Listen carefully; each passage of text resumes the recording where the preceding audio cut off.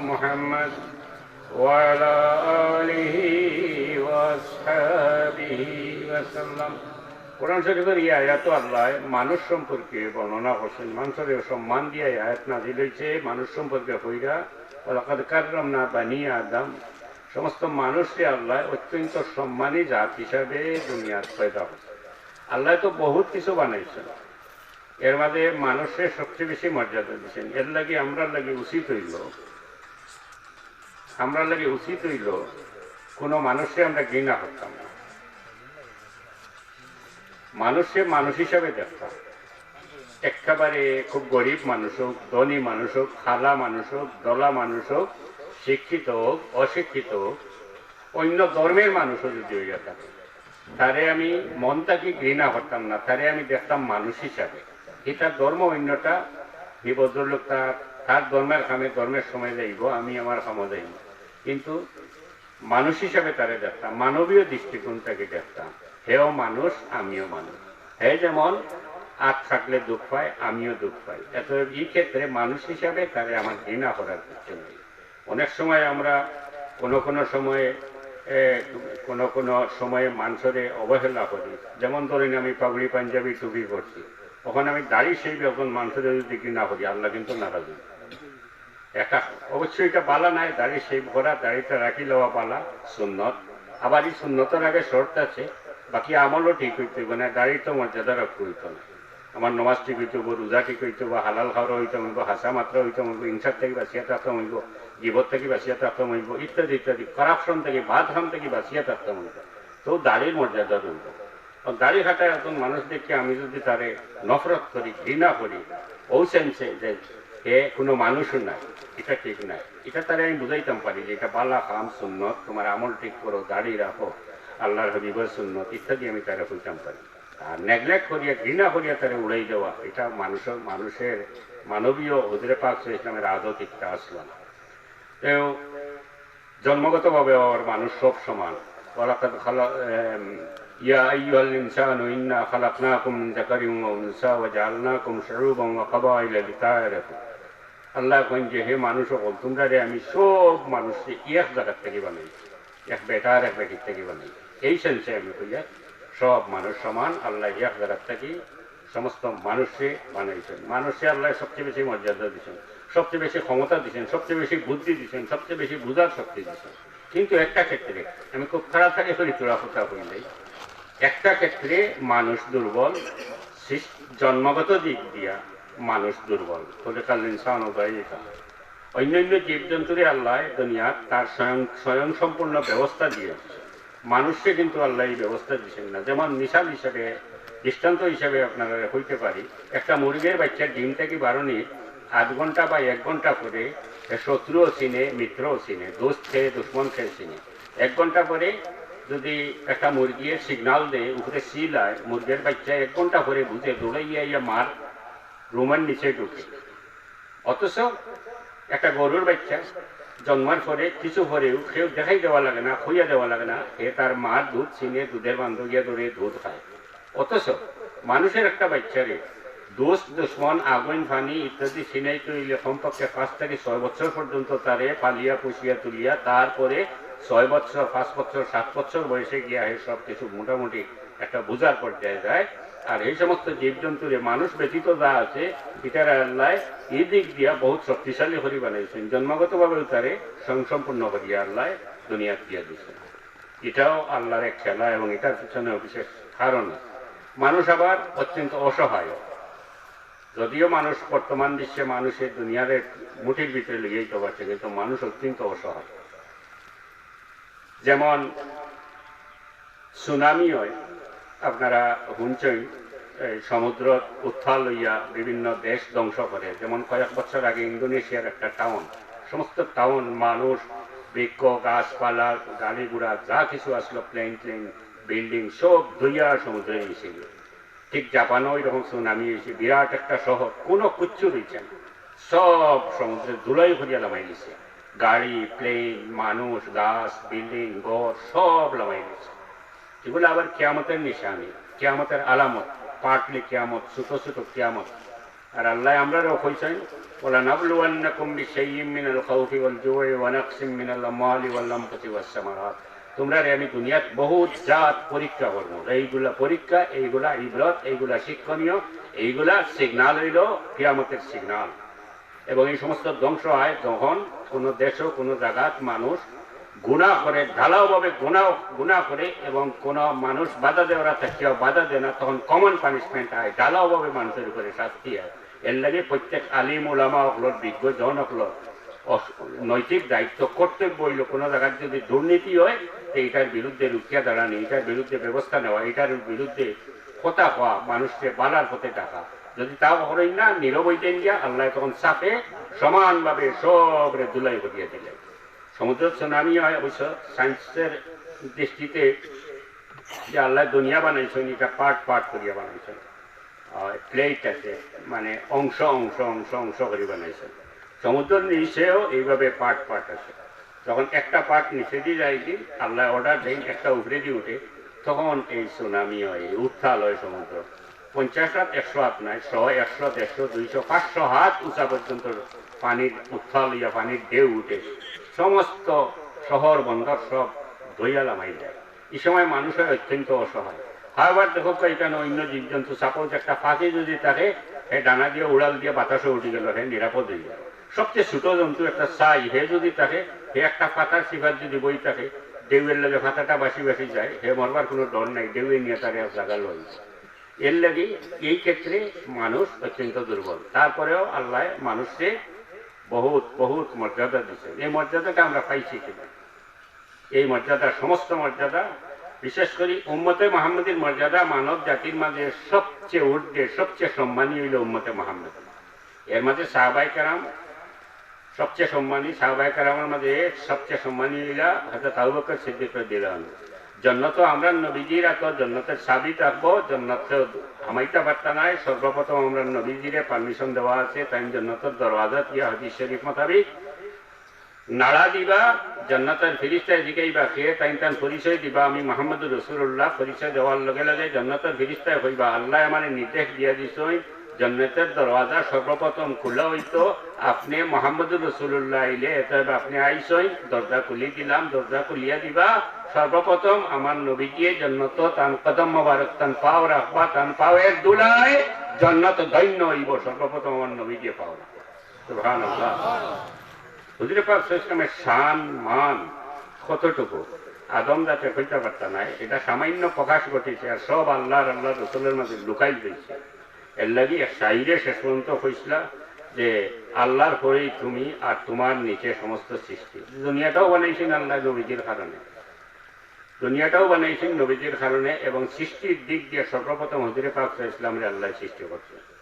হুজুর পাক সাল্লাল্লাহু আলাইহি ওয়াসাল্লাম আমরা নবীজিরে একজনে সওয়াল করছিল, প্রশ্ন করছিল, আরজ করছিল যে ইয়া রাসূলুল্লাহ সর্বপ্রথম আল্লাহ কি জিনিস বানাইছেন? আমরা নবীজি উত্তর দিছিল আউয়ালু মা খালাকাল্লাহু নূরি, সর্বপ্রথম আল্লাহ আমার নূর বানাইছেন, অর্থাৎ সৃষ্টির কেন্দ্রবিন্দু, সৃষ্টির ভিত্তি, সৃষ্টির মূল হইলা আমরা নবীজি হুজুর পাক সাল্লাল্লাহু আলাইহি ওয়াসাল্লাম। সুবহানাল্লাহ। এরপরে আমরা নবীজি নবী হিসাবেও প্রথম নবী। এই আমরা নবীজির জিজ্ঞা নিয়েছিল যে তাই নবী কোন সময় থাকি, আমরা নবীজি উত্তর দিছিল কুনতু নবিয়্যান ওয়া আদমু বাইনাল মাই ওয়াত তিন ওয়া আদমু বাইনার রূহি ওয়াল জাসাদ। আদমরে যখন বানানি হইছে না, আদমের ভিতরে যখন জান দেওয়া হইছে না, আমরা নবীজি হইরা তখন আমি নবী আসলাম, আমারে নবী হিসাবে আল্লাহ ঘোষণা করছেন, আল্লাহ মনোনীত করছেন। এই দিক দিয়ে আমরা নবীজি হইলা প্রথম নবী, সর্বপ্রথম নবী। আর আগমনের দিক দিয়ে, দুনিয়া আওয়ার দিক দিয়ে হইল সর্বশেষ নবী, খাতেমুন নবীয়িন।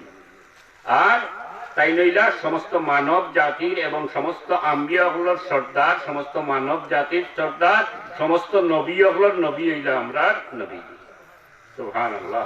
এটা আমি কইয়ার কারণে আজকের যুগে, গুমরাহির যুগে আমরা সাহেব কিবলা ফরমাইয়া গেছিলা ইমান লুটরা একটা ভালো হইবা, তুমি তাই সাবধান থাকিও। আমার বাবা ওয়ালিদ মাস্টারমে ফরমাইয়া গেছিল, এখন ইমান লুটরা ঘুরে আপনারা উল্টা বুঝাইব। এর লাগে আমি এটা কথা কইয়া দিলাম, যদি আল্লাহর নবী কোনো উম্মতের উপরে খুশ থাকেন, হুজুর পাক সাল্লাল্লাহু আলাইহি ওয়াসাল্লামের রূহ যদি কোনো উম্মতের উপরে খুশ থাকে, আল্লাহ এই উম্মতরে আটকাইতা নাই, সরাসরি তারে জান্নাতের সার্টিফিকেট দিয়ে জান্নাতে দাখিল করে দিবেন।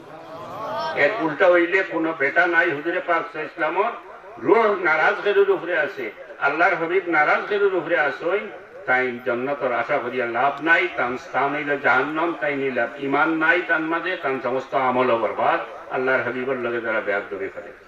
তো সাল্লাল্লাহু আলা সাইয়্যিদিনা ওয়া মাওলানা মুহাম্মদ ওয়া আলা আলিহি ওয়া আসহাবিহি ওয়া সাল্লাম।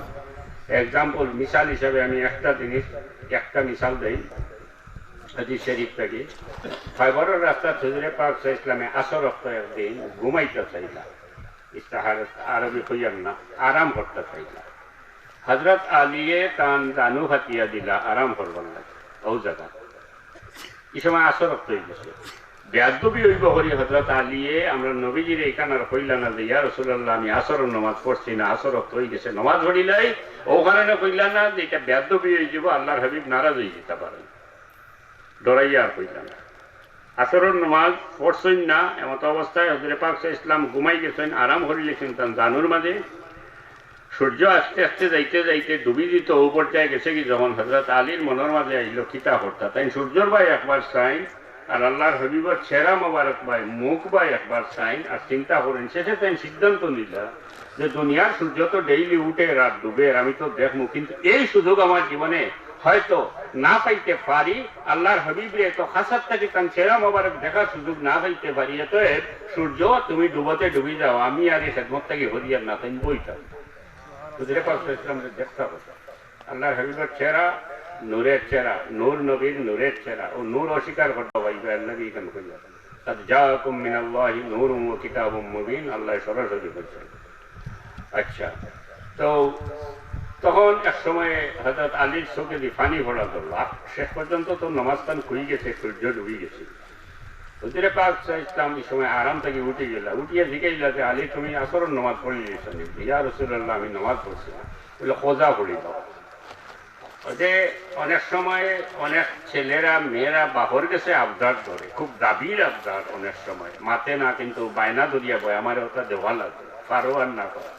হযরত আলীও এইভাবে মনের মাঝে তার বায়না ধরিয়া বই রইলা।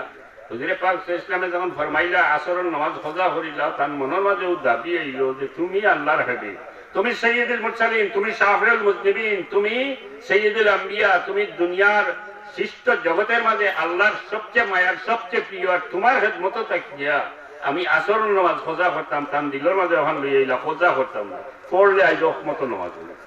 সুবহানাল্লাহ, দাবি, মায়ার দাবি, মহব্বতের দাবি, আজমতের দাবি। হুজুরে পাক সাল্লাল্লাহু আলাইহি ওয়াসাল্লামে হযরত আলীর মনের হালত বুঝাইয়া আল্লাহর হাবিবে গুপ্ত অনেক জিনিস আল্লাহ তাদের শিখাইয়া দিছে, তাই জানতা, তাই বুঝতা।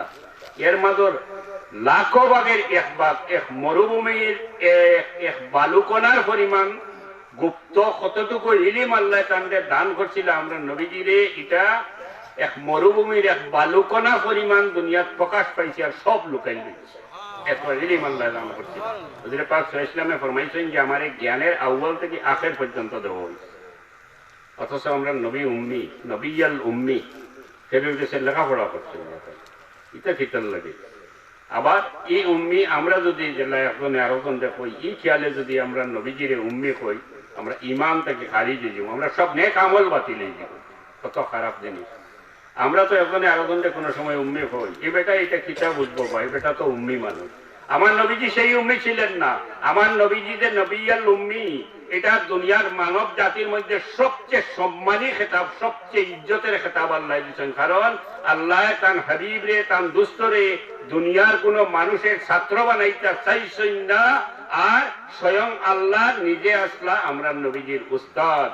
ওমা ইয়ানতিকু আনিল হাওয়া ইন হুয়া ইল্লা ওয়াহয়ুন ইউহা, আমরা নবীজির উস্তাদ আল্লাহ আসলা কোন বন্দারে উস্তাদ বানাইতে দিছেন না, এর লাগি তার নাম হইছে নবিয়াল উম্মি।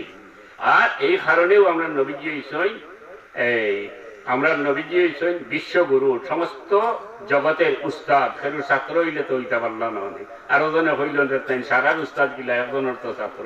আল্লাহ বলছেন তোমারে আজকে দুনিয়ার উস্তাদ বানাইয়া রাখতাম, আমি তোমার উস্তাদ, তোমারে ফেরুর কাছে পড়ার দিতাম না, তুমি ফেরুর ছাত্র হইতে পারতে না। আল্লাহর হাবিবর ইজ্জত পড়াইবার লাগে আল্লাহ নবিয়াল উম্মি রাখছেন। কোন বেআন্দাজ মিয়াসাব মাঝে মধ্যে আছে কই দিতে পারে বলে, তাইও তো উম্মি আসলাম, নাউজুবিল্লাহ, এই সেন্সে এই কথাটা কই না। যাই হোক, আমি আমার মূল কথায় যাই। এই হুজুরে পাক সাল্লাল্লাহু আলাইহি ওয়াসাল্লামে হযরত আলীর দিলর হালত বুঝ ভাইয়া আল্লাহর দরবারে হাত উঠাইলা দোয়া করলা আর কইলা ইয়া আল্লাহ আলী তোমার আল্লাহ তোমার আর তোমার রসুলের নির্দেশ মানাত আসলা, তুমি সূর্যটা উঠাইয়া দিলাও, আল্লাহর হাবিবের দুয়ার বরকতে ডুবন্ত সূর্য উঠিয়ে আসর রক্ত আইল, হযরত আলীয়ে নামাজ কজা করা লাগলো না, দাবি মোতাবিক ওয়াক্ত মতো নামাজ পড়লা, সূর্য উঠিয়ে আসর রক্ত আইল।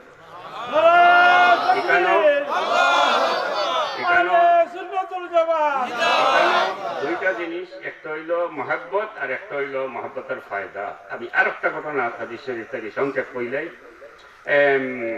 জঙ্গে উহুদর যুদ্ধ বেশ কিছু সাহাবী এখন শহীদ হয়েছিল, এখানে একটা ভুল বোঝাবুঝি হয়ে গেছিল, এটা ইসলামের ইতিহাসে আছে এবং এটার থেকে শিক্ষণীয় ব্যাপার আছে। এটা জঙ্গে উহুদ সাহাবায়ে কেরাম শহীদ হওয়ার মারা যাওয়ার পিছনে যে কারণ থেকে বহুত বড় শিক্ষণীয় আছে। অর্থাৎ আল্লাহ শিখাইয়া দিছেন যে উম্মতে মুহাম্মাদির মাঝে শৃঙ্খলা থাকতো এবং কমান্ডার যে আছে, বড় যে আছে, তার হুকুম মানিয়া চলতে, এই নির্দেশই এটার থেকে বাইরে হয়েছে। যা কিছু এই বহুত শহীদ হয়ে গেছিল এইখানে। এক সময়ে এই যুদ্ধ অপোজিশন মানে মুসলমানদের উল্টা দিকে যারা কুফার, বিশেষ করে কুফারে কুরাইশরা হুজুরে পাক সাল্লাল্লাহু আলাইহি ওয়াসাল্লাম সুযোগ পাইয়া আমরা নবীজির মুখের মাঝে তীর ছাড়া আরম্ভ করলাম। ইয়া আল্লাহ, এটা বিষাক্ত তীর, মারাত্মক তীর। এক সাহাবী তাই আল্লাহর হাবিবর মহব্বতে হুজুরে পাক সাল্লাল্লাহু আলাইহি ওয়াসাল্লামের সামনে আল্লাহর হাবিবরে খিচে রাখিয়া আল্লাহর হাবিবর আমরা নবীজির মুখ মোবারকরে নিরাপদ রাখার লাগে তার নিজের মুখ তীরের দিকে দরিয়া খাড় হইতে তীর তার মুখ ভরতে আরম্ভ হইল। পড়তে পড়তে 70 থেকে 75টা তীর তার মুখ ভরছে। অটল অবস্থায় খাড়া রইছে আল্লাহর হাবিবর চেহারা মোবারক মুখ তীর ভরতে দিছেন না। সর্বশেষ তীর ভরিয়া তার চোখ লটকি গেল, আতো লইয়া নবীজির গেছে ফিরাইয়া লইয়া গিয়া হইলা ইয়া রাসূলুল্লাহ, আমার চোখ লটকি গেছে, গিয়া আমার চোখের পুতলি লটকি গেছে, আতো লইয়া।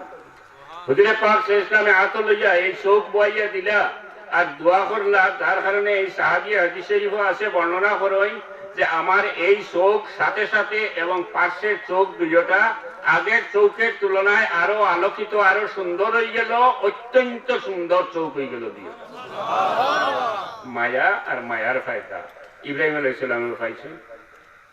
আমার মূল কথা এটা মহানটা কইলে ইব্রাহিম আলাইহিস সালামের ফায়দা পাইছেন। আমরা নবীজির লাগি দোয়া করছিলাম, রব্বানা ওয়াজআলনা রব্বানা ওয়াবা'স ফীহিম রাসূলাম মিনহুম ইয়াতলু আলাইহিম, এই দোয়া করছিলাম। হুজুরে পাক সাল্লাল্লাহু আলাইহি ওয়াসাল্লাম আল্লাহর হাবিব তার উপরে খুশ আসলো, আল্লাহর হাবিবর রূহ তার উপরে খুশ আসলো।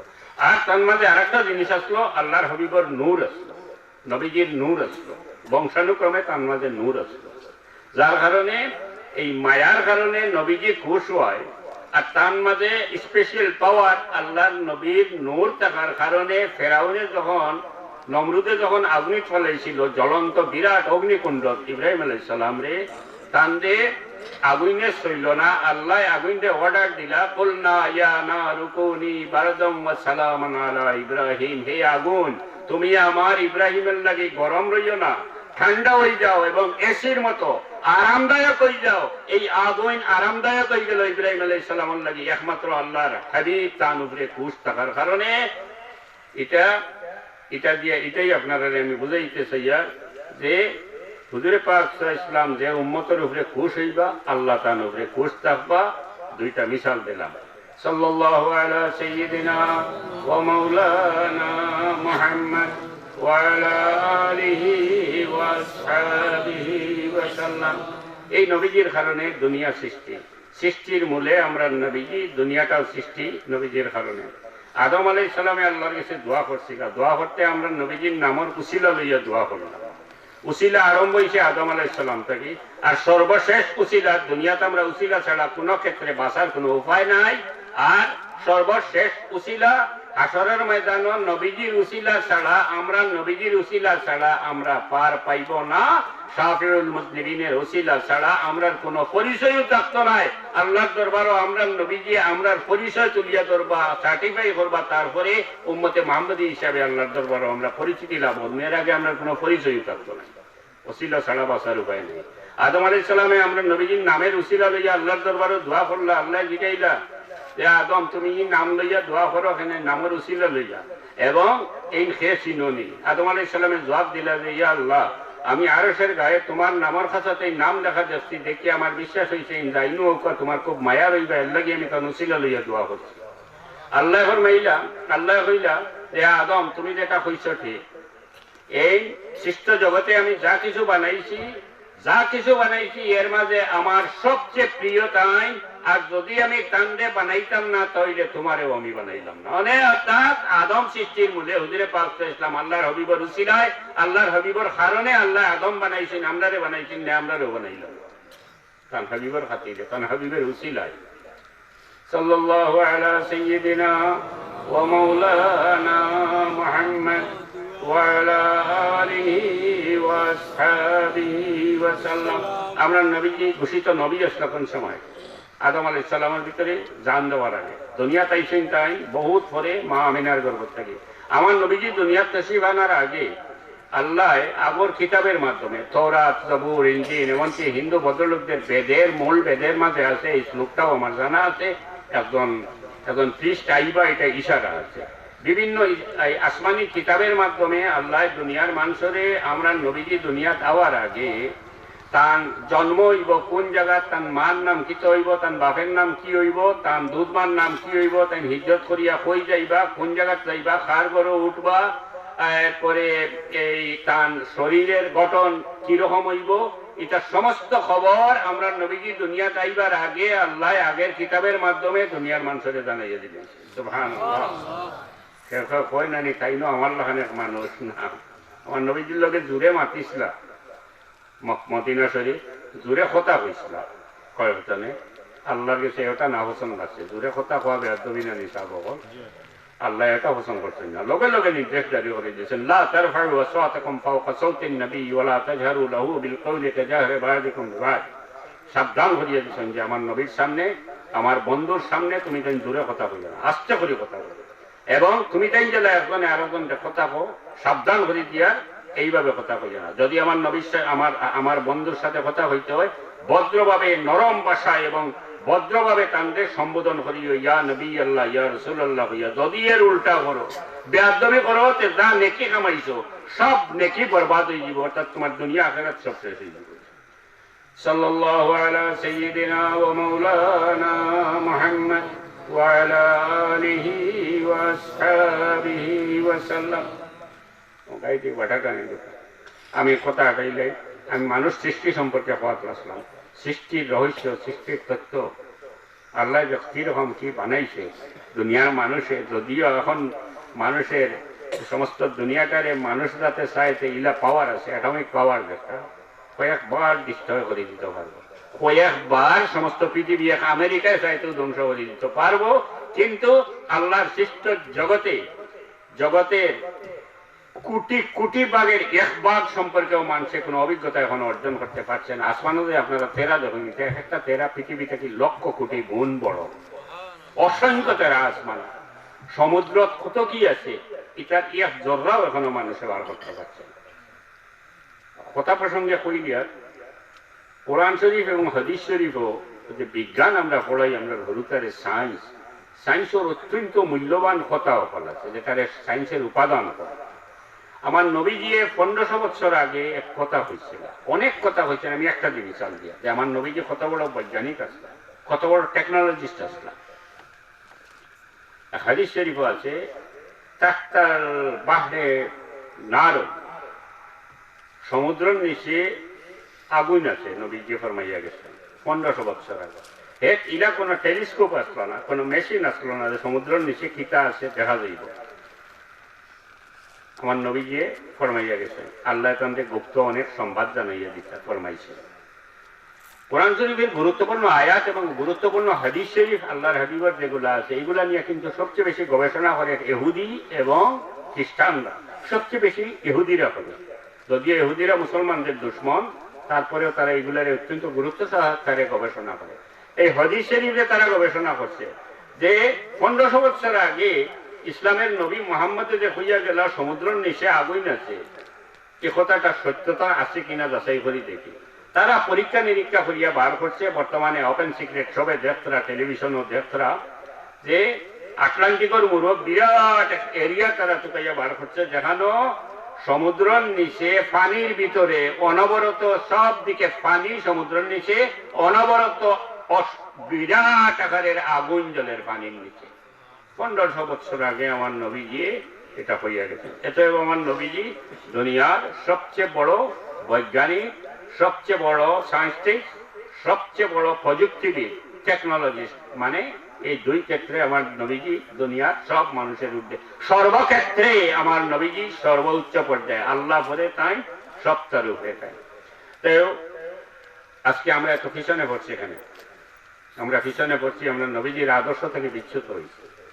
আমার নবীজির মাঝে যে আদর্শ আসলো, লাকাদ কানা লাকুম ফি রাসূলিল্লাহি উসওয়াতুন হাসানাহ, এটা থেকে আমরা বিচ্যুত হয়েছি। আমরা আল্লাহর কাছে দোয়া করি, আল্লাহ হইন আমরা দোয়া শুনবা। قل يا عبادي الذين إذا سألك عبادي عني فإني قريب أجيب دعوة الداعي إذا دعان। আল্লাহ হইন আমার বান্দায় যখন আমার কাছে চায় আমি তার সওয়ালে কবুল করি। হয়বার ঘন্টার পর ঘন্টা আমরা দোয়া করি, আমরা দোয়া খামো লাগে না। কারণটা কি? কেন আমাদের দোয়া কাজে না লাগে না? দোয়া বেখামা যায় না, এক সময় লাগে অবশ্য, নগদ লাগে না কেন, খামো লাগে না কেন? এবাদতের লাগে বহুত শর্ত আছে।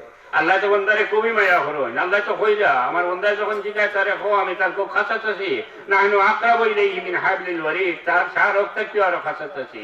বন্দায় আল্লাহর এত বেশি মায়া করেন, যখন ভুল বসত পুরো বন্দায় গুণা করিলে, অনেক বেশি গুণা করিলে, তারপরেও আল্লাহর মায়া লাগে। আল্লাহ তারে তুকাইন কিভাবে উদ্ধার হইয়া যাইতো।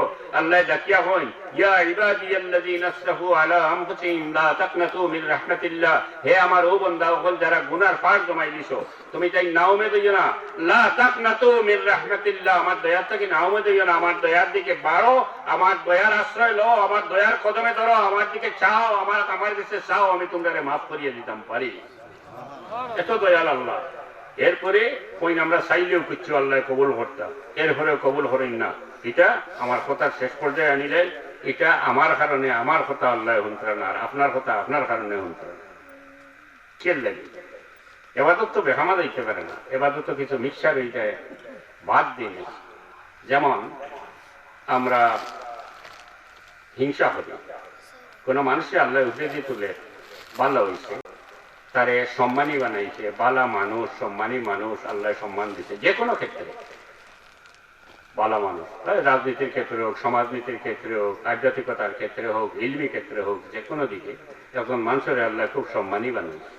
হিংসুক যে মানুষ, এটা দেখিয়া তার গাছ জ্বলা আরম্ভ হয়েছে, অশান্তি সৃষ্টি হয়ে যায়। এত অশান্তি সৃষ্টি হয়, শীতের দিনও তার গরম লাগা যায়, অর্থাৎ সে অন্যের ভালো দেখতে পারে না। অথচ আমরা মুর্শিদ কিবলা সাহেব কিবলায় এই হাদিস শরীফের অনুসরণেই আমরা তওবা বয়াত করে কইতা যে পড়ার মন্দ করিও না, পড়ার বালা পড়ার খেয়াল রাখিও, কইতা না? এটা এই হাদিস শরীফ বহুত অর্থপূর্ণ কথা, গভীর অর্থপূর্ণ কথা। তাই আমরা মানুষের ভালো চাই না, আমরা চাই মন্দ করতাম, হিংসা করি মানুষের। যে কোনো মানুষ আল্লাহ আগবাইলে তারে চাই তলে দিলাম আইতাম, কনি মারা হইলে। এটা কি জিনিস? এটা তো এমন জিনিস, হিবাই আমি নমাজ পড়িয়া, রোজা রাখিয়া, ইবাদত করনিকে করিয়া, তিলাওয়াত করিয়া, সব কিছু করিয়া, এটা করে কিটা হিংসা যে মানুষের মাঝে আছে, তাই যা ইবাদত করেন হুজুরে পাক সাল্লাল্লাহু আলাইহি ওয়াসাল্লাম ফরমাইছেন, তান সমস্ত ইবাদত ওভাবে জ্বলিয়া সালি হয়, যেভাবে শুকনা লাকড়িরে আগুনে জ্বালাইয়া সালি করে। কোন মানুষের মাঝে যদি হিংসা থাকে, কোন মানুষিলা ওই করার বালা দেখতে পারে না, বালা দেখলে গোত্র জ্বলে এবং তারে সায় তলে দিলাম আইতো। তো হের ইবাদত বন্দেগী যা আছে হুজুরে পাক সাল্লাল্লাহু আলাইহি ওয়াসাল্লামের হাদিস শরীফ মোতাবেক তার সমস্ত ইবাদত ওভাবে জ্বলিয়া সালি হয়, যেভাবে হুকনা লাকড়িরে আগুনে জ্বালাইয়া সালি করে। এত আল্লাহর দরবারে আমরা কথা যদি কবুলিয়ত হাসিল করাইবার খেয়াল থাকে, আল্লাহ গ্রহণ করতে খেয়াল থাকে, তাইলে আমরা হিংসার থেকে বাঁচিয়া থাকিয়া আল্লাহর ইবাদত করতাম, আল্লাহর কিছু চাই। যখন বৌদ্ধাত চাওয়া বার হয়েছে, সে আগুন লইয়াও চাই। আমরা তো কোরআন, আপনি আমি কোরআন শরীফ পড়িয়া রোজা রাখি আল্লাহর দরবারে হাত উঠাই। বর্তমানে আছে আগুন হুজা করিয়াও একটা আল্লাহর কাছে ভালো চাই। ও যে মঙ্গল প্রদীপ জ্বালাই, মঙ্গল আল্লাহর কাছে কামনা করেন, মোমবাতিত আগুন ধরাইয়া, এটা একটা নিছক অগ্নি পূজা। আমরা দেশে মনে রাষ্ট্রীয়ভাবে করা হয়, এটা হইল অগ্নি পূজা। এটা হিন্দু ভদ্রলোকের একটা ধর্মীয় অনুষ্ঠান, মঙ্গল প্রদীপ জ্বালানো। এটা বহু জাত খবিসি আমরা দেশে আইসে, এখন বহু জাত ডেও আমরা পালন করি। ইসলামও বলে ডে নাই, মানে দিন পালন করা, ডেইলি 4-5টা দিন পালন করলে ইসলামের দিন পালন করা শেষ হইত না। খালি ঈদ নাই, ঈদটাকে লইয়া বহুত দিন আছে, মতবরক দিন পালন করবা। এটাই বলে আমরা ওয় না, আমরা এখন রেড ডে পালন করি, ভ্যালেন্টাইন ডে পালন করি, এপ্রিল ফুল ডে পালন করি। এটা আমরা নাই, এটা হইল মুসলমানের দুশ্মনগুলোর দিন এগুলা। যে এপ্রিল ফুল এগুলো ফ্রান্সও কইবার সময় নেই, বাড়তে করে কই যায় মুসলমান কয়েক লক্ষ মুসলমান রে ধোকা দিয়া মসজিদও ঢুকাইয়া ফ্রান্সও ধোকা দিয়া মারা হয়েছিল। ও দিন আমরা মুসলমান হইয়া এপ্রিল ফুল ডে স্কুল কলেজের ছাত্র থাকলে ইতিহাস শুনো, ও ওটা আমরা পালন করি। ভ্যালেন্টাইন ডে এগুলোর সার হত হইল কোনো মহিলারে উলঙ্গ করি দেওয়া। ভ্যালেন্টাইন ডে ইতিহাস আছে এবং এত নেক্ষারজনক ইতিহাস, এটাও পালন করে। রেড ডে সার কথা যেটা, এটা হইল মানুষের মাঝে যে পশু শক্তি আছে, পশুত্ব আছে, অর্থাৎ প্রদর্শন করা হইল রেড ডে, এটাও পালন করে। আমরা দেশের বাচ্চাইন্তরে মিসগাইডেড করিয়া মুসলিম বিদ্বেষী কিছু নাস্তিক মুরতাদ বুদ্ধিজীবী নামের আছে, তারাই মিসগাইডেড করিয়া আমরা বাচ্চাইন্তরে এইসবের নেট, তারা তো এইসব সম্পর্কে জানে না, এগুলোর ইতিহাসও জানে না। সাল্লাল্লাহু আলা সাইয়্যিদিনা ওয়া মাওলানা মুহাম্মদ ওয়া আলা আলিহি ওয়া আসহাবিহি ওয়া সাল্লাম। আমরা গীবত করি। গীবত হইল আল্লাহ কোনো মানুষের সম্মান দিচ্ছে, ইজ্জত দিচ্ছে, সম্মানই বানাইছে। আমি লাগ গেলাম, এটা হিংসার থেকে আয় লাগ গেলা একজন তান পিছনে যে তান দেখিলা বেইজ্জত করা যায়। আরে বাবা, তুমি তো হইলেও আল্লাহর লোকে লড়াই করিল্লাই, আল্লাহ দিলে সেই ইজ্জত, তুমি লড়াই করিল্লাই, তুমি লই গেল আমি দিতাই, তান দিয়ে ইজ্জত করি দিতাই। এর এক অস্ত্র হইল, আতিয়ার হইল গীবত। গীবত হইল কোন সম্মানী মানুষ, বালা মানুষ, তার মাঝে ছোট্ট কোনো আইব আছে, কেউ বাদ দুই কামড় বেশি খায়, বালা মানুষ, নেক মানুষ।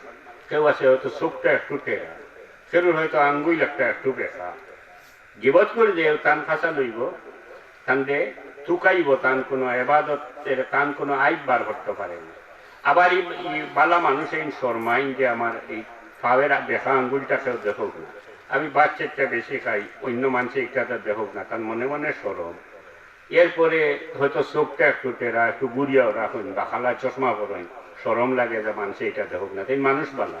গীবত করে তান ফিসা লইব, লইয়া তান খাসা পইয়া খাইব, সংক্ষেপে কইলের বালা করে চাইব, যখন দেখবো বাচ্চাটা বেশি খাই কইবরে পাইছি, ওখান লইয়া বারইয়া মানুষের গিয়া খানে খানে তানতে হেও প্রতিপন্ন করার লাগি, নিচে নামাইবার লাগি মানুষের গিয়া কইব, বা কন্যারে বড় সম্মান করো, আজ খাসাত বইয়া দেখলাম তো তার খাইন বড় জবর।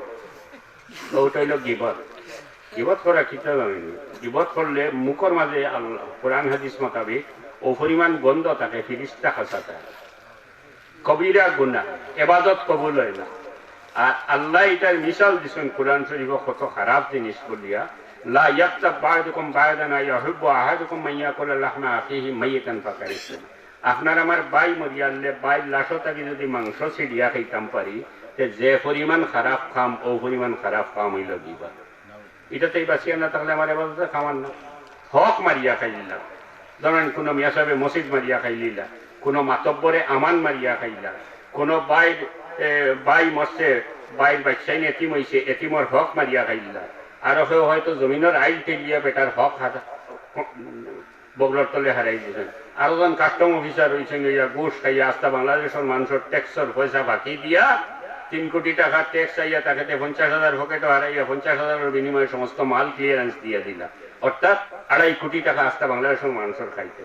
মোটামুটি মানুষের হক যারা মারিয়া খায়, শুধু এই না, ইজ্জতের হক আছে, বহুত জাত হক আছে।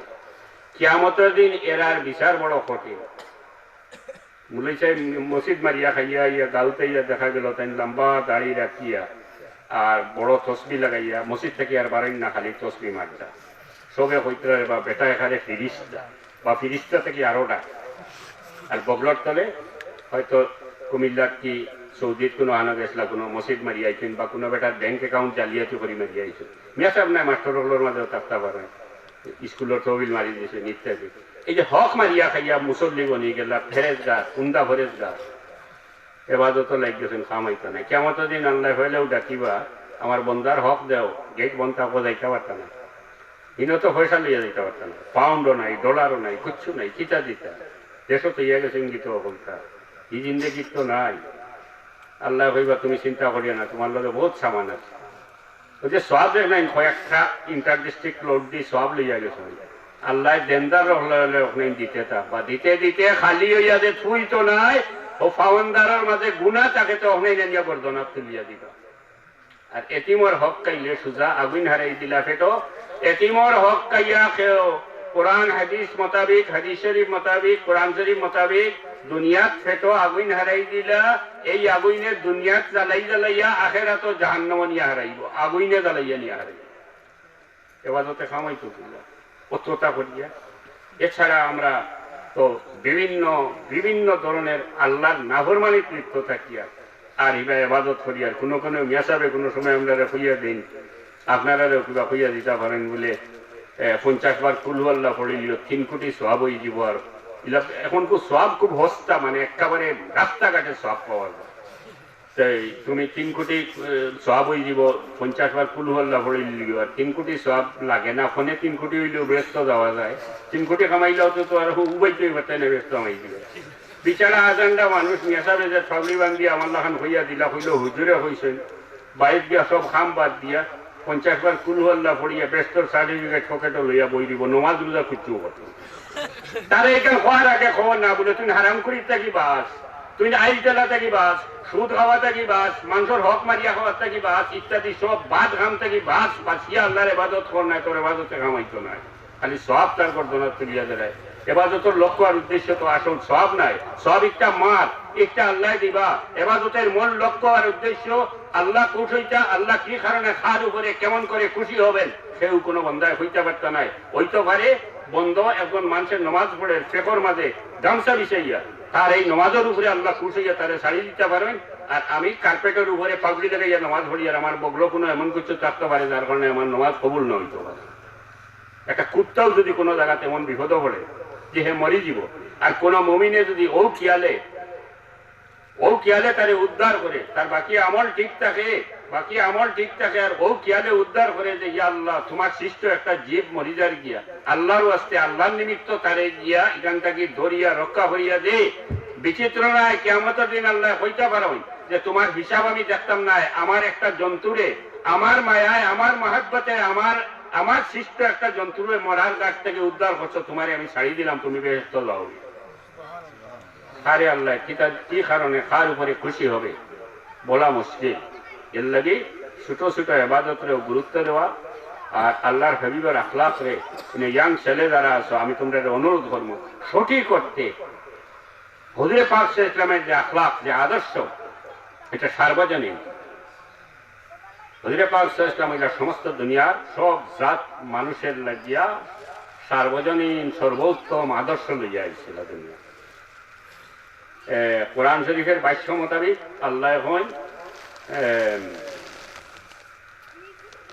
আয়াতটা ফাইয়াদ না, অর্থাৎ সমস্ত মানুষের লাগি সব জাত মানুষের লাগি আল্লাহ সর্বোত্তম আদর্শ হুজুরে পাক সাল্লাল্লাহু আলাইহি ওয়াসাল্লামের যে আদর্শ এটা দিয়ে দিয়েছিল। এর লাগি তো চীনের মানুষ বলেন, আরবের হোক, আফ্রিকার হোক, সমস্ত দুনিয়ার বিভিন্ন কালচারের মানুষ সবে আল্লাহর হাবিবর আদর্শরে মানিয়া নিছে। দুনিয়ার সব জাত মানুষের মাঝে মুসলমান আছে, চীনের মানুষ হ্যাঁ নৌ আমার জানা আছে আর না। আচ্ছা যাই হোক, সাল্লাল্লাহু আলা সাইয়্যিদিনা ওয়া মাওলানা মুহাম্মদ ওয়া আসহাবিহি ওয়া সাল্লাম। আমরা রুচি আমরা নবীজির আদর্শকে অনুসরণ করা, এটা থেকে বিচ্যুত হওয়ার কারণেও আমরা অধঃপাতে যাইয়া। আর আমরা যদি আমার নবীজির আদর্শরে অনুসরণ করতে পারি তাইলে আমরা আশা রাখতে পারি আমরা দুনিয়ার মাঝে মানব হিসাবে শ্রেষ্ঠ মানুষ হইতে পারবো এবং আখেরাত আল্লাহ আমরা খুশি হইয়া ছাড়িয়া দিবা। আমি এখন উপসংহারে ও কথা করতে চাইয়া আমার সভাপতি হিসাবে ওখানে হয়েছেন একটা মাদ্রাসা হচ্ছে। আমি সংক্ষেপ আমি সাদা করা জানি না, একটা কথা কইয়া যাইয়া দুনিয়াতে আল্লাহ সেগুলো গরিব বানাইছে, সেগুলো ধনী বানাইছে। নিশ্চয়ই এই এলাকার সব গরিব নাই, কিছু মানুষের অবস্থা আছে বিচিত্র না, কেউ খুব ধনী হইতে পারে। ধনী দুই কিসিমের, একদার ধনী আছেন ধন দিয়া বালা কাম করেন করতে পারেন, এরা হইলা ভাগ্যবান ধনী। আর কিছু ধনী মানুষ আছেন যারা তারা পয়সা আছে বালা কোনো কামও লাগে না। আমার কুটুমের মাঝে ক্যাপিটালিস্ট আমার একদিন কইছিল, বড় ধনী ভাই সম্পর্কে কইছিল, ভাই আমার পয়সা দিয়ে তো কোনো বালা কাম করতাম পারি। আমি বললাম আপনাদের মর মারি দিচ্ছেন আল্লাহ, আপনার দন বালা কামও লাগতো নাই, কিতা নসিবর বুড়াই আপনি। যার দন দৌলত বালা খাম লাগে তার হে হইল ভাগ্যবান, আর যার দৌলত বালা খাম লাগে না এ দুর্ভাগা ধনী, আর হে নিল সৌভাগ্যবান ধনী। আপনারা কোনটা হইতে চান? ভাগ্যবান ধনী হইতে চান না সৌভাগ্যবান ধনী হইতে চান? আপনারা যে দেখানো তা হোক, যে অবস্থানও তা হোক, আজকের যুগে এটা জানিয়ে রাখুন জানি ধর্মীয় প্রতিষ্ঠান করা অত্যন্ত জরুরি। এই যে এই দেশে সন্ত্রাস হইতেছে, মানুষে মানুষ মারে, ইসলামের নামে মানুষ মারে, একদল মানুষের জাহাদিস্ট হয়ে রাখে, বম ছাড়ে নানি, মানুষের বম মারি দিয়ে গুলি করি মানুষ মারে, মন্দিরও মারে, মসজিদও মারে, ঈদগার ময়দানও মারে, প্রশাসনের দপ্তরে গিয়ে মানুষ মারে, কয় জেহাদ করে, ইসলাম কায়েম করে। জেহাদ না, ইসলামের যে জেহাদের সংজ্ঞা এটা দাঁড়ে পাশে নাই, এটা কুফরি কাম, এটা সন্ত্রাসী কার্যকলাপ, এটা টেরোরিজম, এটা সন্ত্রাসবাদ। এরা টেরোরিস্ট, এরা সন্ত্রাসবাদী, এরা স্থান হইল দুজক, 3টা সার্টিফিকেট দুজকর পাইব। এটা যারা করে, এটা করে কেন? ইসলাম সম্পর্কে জানে না বিদায়। যদি মাদ্রাসায় পড়তো অথবা মা বাপেরা তারে ইসলাম সম্পর্কে জ্ঞান দিয়ে দিতা, এটা করতো না। আজকে আমরা হুরুতাইনকে বিপদগামী হয়। একটা ছেলে স্কুলে ভর্তি হইল, ইংলিশ মিডিয়াম স্কুল, ইউনিভার্সিটি পর্যন্ত এ পড়ে, এ শুধু জানে সে মুসলমানের ছেলে, মুসলমান, এর বেশি তার কিছু জানার সুযোগ নাই। এদেশের যদি আমরা প্রত্যেক গার্জিয়ানরা, প্রত্যেক মা বাপরা, বিশেষ করে বাপেরা, যেহেতু কিয়ামতের দিন বাপের উপরে প্রশ্ন আইব, যদি আমরা বাচ্চার ভিতরে কোনো না কোনো হলে ইসলামের মূল বিষয় সম্পর্কে বিজ্ঞ করিয়ে দিতে পারি, আমার দায়িত্ব আদায় হইল, তার জীবনে একটা শান্তি এলো। যদি ইসলাম সম্পর্কে তার অভিজ্ঞতা থাকে, তাহলে ইসলাম শান্তির ধর্ম, ইসলাম শব্দের অর্থই শান্তি। একজন আরেকজনকে দেখলে আমরা কই আসসালামু আলাইকুম, আপনার উপরে শান্তি বর্ষিত হোক। আমার একটা ছেলেকে যদি আমি ইসলাম সম্পর্কে অভিজ্ঞতা দিতে পারি, মানুষ মারা তো দূরে থাক, রাস্তায় কোনো ব্যাংক দেখলে হয়ে ব্যাঙ্গর উপরে বাড়া মত, ঠিক না? এটা শিখাইতে হইলে কি করতে হইব? ধর্মীয় প্রতিষ্ঠানকে আমরা সহযোগিতা দিতে হইব। আর একটা দুর্বলতা আছে, আমরা দেশের যে শিক্ষা ব্যবস্থা আছে, জেনারেল শিক্ষা ব্যবস্থা, এই শিক্ষা ব্যবস্থায় ব্যাপক ভিত্তিক সর্বক্ষেত্রে মুসলমান ছেলে মেয়েদেরকে ইসলাম সম্পর্কে জ্ঞান দান করার সুযোগ নাই। এর লাগে আজকে আমার দুঃখ লাগে, আর কোনো সময় হাসি উঠে। বড় বড় ইউনিভার্সিটির ছেলেরা, ইস্ট ওয়েস্ট ইউনিভার্সিটির মতো ইউনিভার্সিটির ছেলেরা, বা আরো শাহজালাল ইউনিভার্সিটির মতো ইউনিভার্সিটির ছেলেরা এদের ব্রেইন ওয়াশিং করিয়া, অর্থাৎ মগজ দুলাই করিয়া বিপদগামী একদল মানুষে এই সন্ত্রাসী কার্যকলাপে নিয়ে বেহেশতের নাম হইয়া দুজখন নিয়া ফেলার আমি তারারে দোষী না। তারারে যদি এই দেশের শিক্ষা ব্যবস্থায় সর্বক্ষেত্রে মুসলিম ছেলে মেয়েদেরকে ইসলাম সম্পর্কে, আল্লাহর নবীর আদর্শ সম্পর্কে, আল্লাহর নবীর আখলাক সম্পর্কে, অনুপম চরিত্র সম্পর্কে জ্ঞান দান করা সম্ভব হইত, তাহলে র্যাব এবং পুলিশের কোনো প্রয়োজন হইত না। এমনিতেই দেশ শান্ত থাকত। মুসলমান শান্তি চায়, ইসলাম শব্দের অর্থ শান্তি। আমরা একজন আরেকজনকে দেখলে বলি, কি বলি? আসসালামু আলাইকুম, আপনার উপরে শান্তি বর্ষিত হোক। এখানে একটা মাদ্রাসা যদি খালিস দিলে সব দান খয়রাত মুসলমানের সব হাম কিন্তু আল্লাহর ওয়াস্তে হইতে হয়, আর না এটা কোনো কামও লাগে না। সালাতি ওয়া নুসুকি মাহইয়া ওয়া মামাতি লিল্লাহি রাব্বিল আলামিন। এই প্রতিষ্ঠানটা যদি আপনার এলাকার গৌরব, আপনার এলাকার ভবিষ্যৎ, আপনার এলাকার বাচ্চাদের ভবিষ্যৎ, আমি কইয়ান না শুধু মাদ্রাসা পড়ার লাগি, মাদ্রাসা প্রাথমিকভাবে ইসলাম সম্পর্কে জ্ঞান অর্জন করিয়া ডাক্তার হোক, ইঞ্জিনিয়ার হোক, ইসলামের বিধানে কোনো নিষেধ নাই, যে কোনো লাইনে পড়ার দিতে পারে। তার মূল জিনিসটা রাখতে হবে, সে মুসলমানের ছেলে, ইসলাম কি সেটা সে জানতে হবে। আপনার দায়িত্ব তার এই অভিজ্ঞতা দিতে হইলে মাদ্রাসায় তার প্রাথমিক অবস্থায় দিতে হইবে। আপনারা প্রতিষ্ঠান, আপনারা গৌরব, আপনারা সামর্থ্য মতো এটারে সাহায্য করিয়া, সহযোগিতা করিয়া আগাইয়া নিতা। আমরা কিছু সহযোগিতা চাইলে নৈতিকভাবে হোক, যে কোনো রকমে হোক, যতটুকু সম্ভব সহযোগিতা দিতাম। এবং বিশেষ করে এই মাদ্রাসার নামটা বহুত বড় এক অলির নামে রাখা হয়েছে। আমার সরাসরি আমার নানা সাহেব, বদরঘরি সাহেব, হাকিম আলী সাহেব, ইয়াকুব আলী সাহেব, মাদ্রাসার নাম কিতা ইয়াকুব। যদি ও খেয়ালে ওই মাদ্রাসার পিছনে আপনারা সহযোগিতা করবেন, যে আল্লাহর এক নেক বন্দার নামে এই মাদ্রাসাটা, আল্লাহর নেক বন্দার মায়ায় আমি এই মাদ্রাসার সাহায্য করিয়া আল্লাহর ওয়াস্তে কিয়ামতের দিন হইতে পারে। এবং দলিলের কথা, কোন নেক মানুষের লগে কোন মানুষের যদি মায়া রাখে, দুনিয়ার থাকতে হোক আর দুনিয়াতে যাওয়ার পরে হোক, তাহলে কিয়ামতের দিন এই মানুষের সব কম হইয়া থাকলেও আল্লাহ খুশ হইয়া কইতে পারেন যে তুমি আমার এক মায়ার বন্ধার লগে আমার ওয়াস্তে সম্পর্ক রাখছো, বিদায় তোমারে আমি সারি দিলাম, তার লগে হইয়া তুমি বেহেশত দাখিল হয়ে যাও। এতে এই মাদ্রাসার সহযোগিতা দেওয়া আমি মনে করি আপনার দায়িত্ব, কর্তব্য। আর আশা করি বাঁচিয়া থাকবো কিনা জানি না, আগামীতে কোনোদিন আই যদি হয়তো হন্ম এই মাদ্রাসা মেট্রিক পর্যন্ত গেছে গিয়ে আমার মনে হয় আপনারা মনের খেয়াল এই রকমের আছে। সাল্লাল্লাহু আলা সাইয়্যিদিনা ওয়া মাওলানা মুহাম্মদ ওয়া আলা আলিহি ওয়া আসহাবিহি ওয়া সাল্লাম। আমার সময় শর্ট না হয় আমি প্রত্যেকটা বিষয়ের উপরে আপনাদের সামনে আমার সংক্ষিপ্ত সামান্য জ্ঞানের আলোকে আরো কিছু কথা হওয়ার চেষ্টা করলাম। মানে দোয়া করবা যেন ইমান লইয়া দুনিয়াত থাকতে পারি, ইমানের সাথে দুনিয়াতে যাইতে পারি, আর রোজ হাসরে দয়াল আল্লাহ দয়া করে যেন ছেড়ে দেন, এই দোয়া চাই আল্লাহর কাছে। কবিও কইছিল যে বিচার চাই না প্রভু, দয়া চাই আমি গুনাহগার। বিচার যদি করবে রহমান নাম কেন নিলে, ওই নামের গুণে ঠেলিয়ে দিতে পারবে না কই আর আল্লাহ করোনা বিচার। ওমা আলাইনা ইল্লাল বালাগ। আসসালামু আলাইকুম। আল্লাহুম্মা আমিন।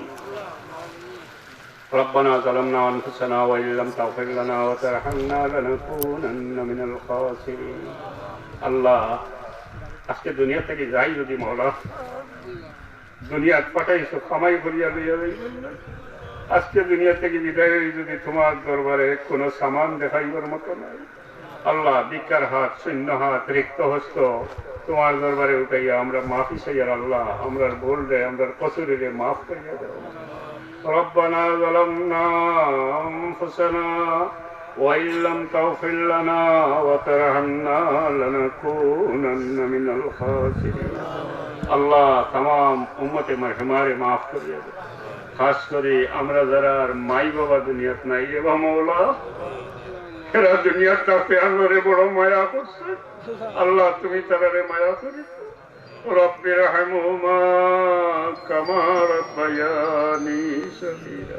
আল্লাহ আমরা যারা মাই বাবা দুনিয়াত আছেন খালিস দিলে তারার খিদমত করার তৌফিক এনায়েত করো। আল্লাহ আমরার বাচ্চা কাচ্চারে ইমানের উপরে সাবিত কদম রাখো। আমরার বাচ্চা কাচ্চার দুনিয়া আখিরাতে উজালা করে দাও। আল্লাহ ইয়াত্রা ফরমানদেগান আপনারে গরিকে রহমত করো মওলা। আল্লাহ আমরা দিনী দরসগা আপনারে আল্লাহ কিয়ামত পর্যন্ত তরক্কির সাথে বাকি রাখো। ইয়া আল্লাহ খালিস দিলে ই দিনী দরসগা তারা সাহায্য করো মওলা। তারা দিলের হাজাতকে নেক বানাই দেওয়ার পুরা হল। আল্লাহ আমরা তৌফিক দেও, ভালো কাম করা। রব্বানা আলাইকা তাওয়াক্কালনা। আল্লাহ এই মাহফিলে যারা সাহায্য করছেন, সহযোগিতা করছেন আল্লাহ তারার দিল খলুসিয়ত পয়দা করে দেও। আর এই সহযোগিতার জেজায় খায়রে নায়াত করো মওলা। বহুত বেমারি হলে দোয়া চাইছেন, বহুত মানুষ বহুত পেরেশানি করছেন আল্লাহ, এরারে তোমার হাওলা করলাম। আল্লাহ আমরা বেমারি হলে দারুল শিফা থেকে শিফায় আজিলা কামিলা।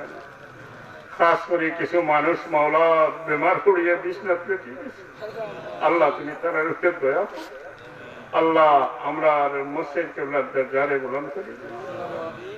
আমরা মসজিদ বড় সাহেবরে সেহত তন্দুরস্তি দিয়া দীর্ঘদিন এই ছায়ারে আমরা উপরে বাকি রাখো মাওলা।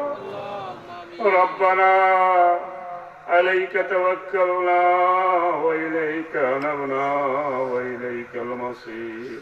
وصلى الله على خير خلقه محمد وآله وأصحابه وآل بيته أجمعين آمين.